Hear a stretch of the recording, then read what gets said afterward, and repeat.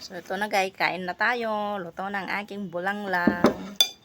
Bulanglang, inabraw, o pare-parehas lang din yun mga guys. Inabraw, dinengdeng, pare-parehas lang yan. Basta Ilocano, kung ano nang tawag dyan, basta gulay.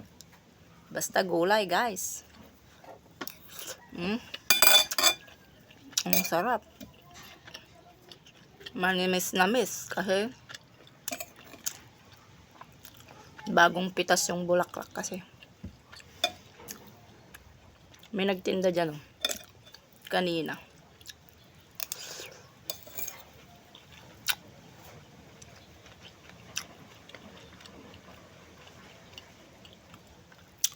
Hinahanap ko yung paninda niyang bulaklak.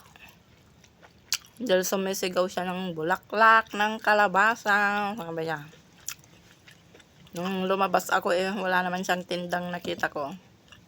Yung pala, nasa loob ng U-Box. Naka-single motor.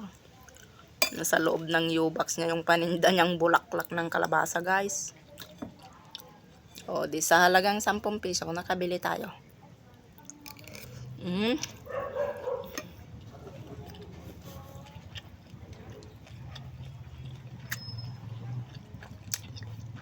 Sarap.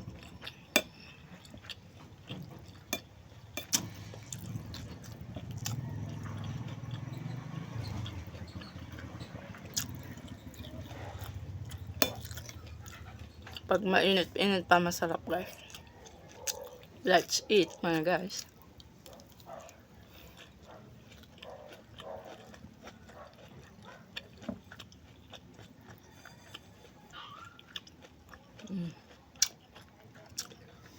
Gulay.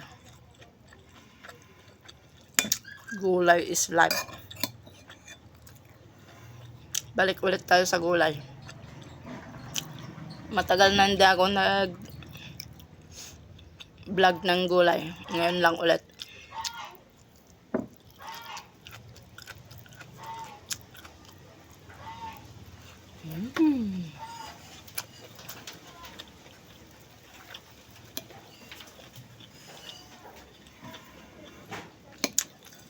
May gulay.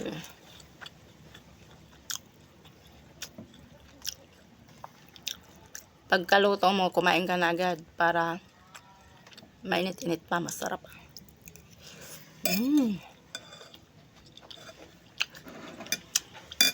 Masarap. Bye guys. Thank you for watching.